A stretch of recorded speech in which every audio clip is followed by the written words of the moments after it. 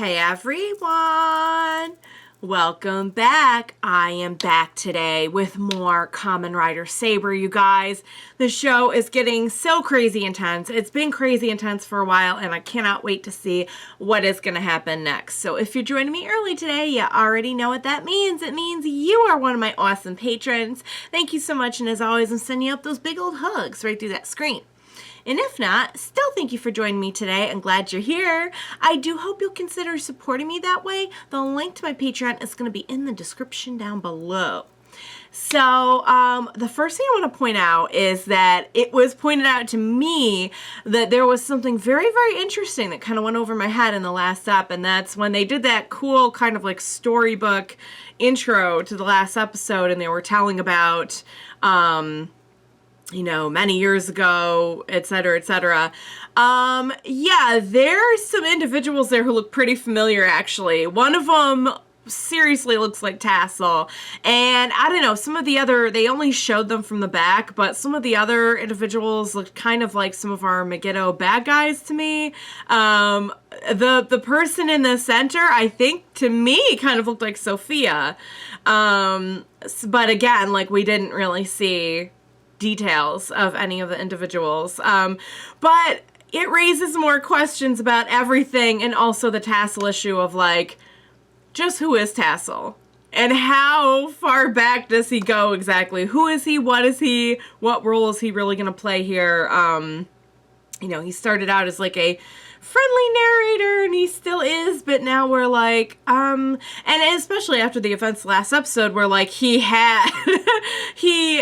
clearly, I don't know if he exists on another plane, and he's, like, narrating our story that we're following, or what, but clearly he has some control over what's going on here. We saw he's the one who gives the ex-swordsman to Yuri, and by the way, ex-swordsman was amazing. Love the look.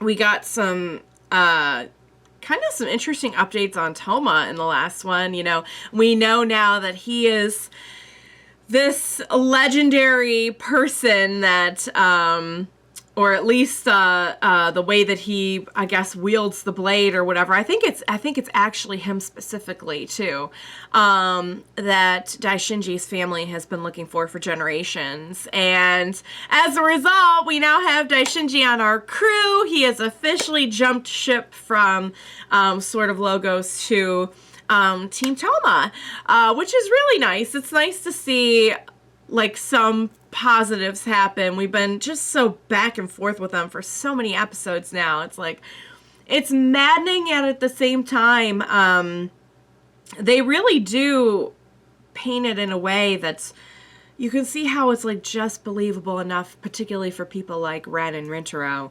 to kind of quell some of their doubts, I guess, any doubts that they might have. Ren has, like, no, Ren's in, like, war mode, but Rintarou, but Ogami, I think, is definitely close. Like, he definitely gets that there's something more going on here, and Daishinji is straight up on our team now. So, we also saw that Touma, we saw him kind of really awaken the blade. You know, he had not been, there was nothing reverberating, I guess, because of the way he had been using it. And we saw him really put his feelings into the blade, and something comes off of the blade. And he realizes that something very important has been awakened within his blade. Also, let's not forget the fact that, yeah, he started to separate a person, a human, and a Megiddo, with his blade, which is something that previously we had only seen with Yuri. So there's something more there. You know, draw whatever theories we want to, I suppose. But clearly they're setting something up, like Touma is some kind of, I mean, we know he's, like, the savior of this world only because he's, like, the main rider, but there's something big going on here. So, all right, I am excited to see at least one person back on our crew. It's going to be very satisfying. And now with ex-Swordman, oh my gosh, absolutely love that look. It does kind of feel like we're we're getting somewhere. Things are starting, you know, we still have a ways to go, and of course we still don't really know what's going on with Sophia. But I think it's safe to say we're making progress. So on that note, what do you say we go ahead and we get started on the next episode? Let's go.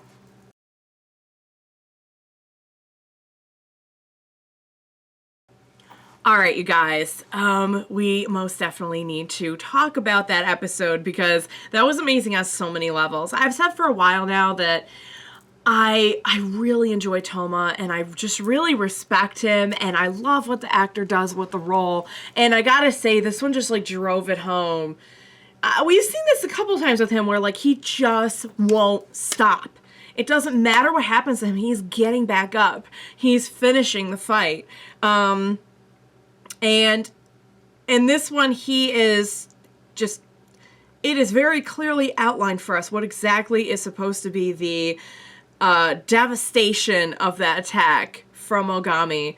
And not only is he not taken out right then and there, but even after he's just unconscious, he's still standing up, unconscious. They finally get him down, and only for him to show back up with his blade just ready to save people. And I'm so grateful that he had an audience for that. I don't know if Ren is going to be that easily won over, but I'll tell you what, I think for a while now, Ogami has been really on the fence, and he's like, you know what, I know I have some idea of some things, but I gotta do what I gotta do. I'll go and I'll take him out. But I think it's getting harder and harder for him to ignore the growing respect that he has for Touma and his mission. And I'm so glad that in the same episode we get Reika saying like, you know what, you want to make an omelet, you got to break a few eggs. Speaking of, you know, humans, saying, if a few humans die, a few humans die. While in the same episode we have same crew observing Touma when Rintarou is like begrudgingly but still like prepared to take this person out. And they get to watch Touma risk his life, drag his broken body out of bed to save a person, to save two people, but to save people. No life is too small for him to save. That's the kind of person that he is. So I'm really glad that they saw that. Ren didn't seem terribly affected, but I'll tell you what, Ogami was feeling it already, but I think Rintarou is really starting to see what's going on here. I know it's going to be very hard for him to accept, if he ever accepts it fully, but I really honestly think it's getting harder for him to ignore what's going on here. So I loved it. I love the episode. I love that we had a little bit more lighthearted. You know, it does feel like we hit this like low point, and slowly, I mean, it's definitely not, I'm sorry, there's a Buffy hair flying around. I just like went cross-eyed trying to get it out of the way. I mean, we're definitely not back at like just total happy, fun, feel good. I think the series in and of itself is going to be a little bit heavier in tone overall, but I do feel like as we make a little bit more progress here, we are starting to get some of that lighter tone back. We have Daishinji on board. We have the funny dynamic between him and Yuri, albeit a little creepy and terrifying. You know, we are starting to, I feel like, get some of that back a little bit. And I really honestly think Ogami and Rintarou are going to be next. I do apologize for my rumbling tummy. Ren, I don't know. I've heard some people say Ren might go join up with whoever, you know, my guess would be he'll stick with Reika and do whatever villainous thing she wants him to do. I hope I'm wrong. I really do. But I could see it going that way. Who is Master Logos? Why, if Reika is twisting the original mission of the Sword of Logos, why? To what end? what is she gaining? What is Master Logos gaining? We don't really know anything about Master Logos. Maybe, is he, like, not even aware? Is she, like, just using him as an excuse, like, saying, well, this came right from the top. Master Logos said it. We honestly don't know, but hopefully we're going to find out very soon. So, you guys, I absolutely loved that episode. Really can't wait to see where things are headed. I just feel like they have not lost any steam since the start of this show, and it's just so much fun to watch them keep up that momentum. So I hope you enjoyed watching along with me. As always, thank you so much for joining me today. Please be sure to join me next time, and we will watch it together. Bye for now, guys.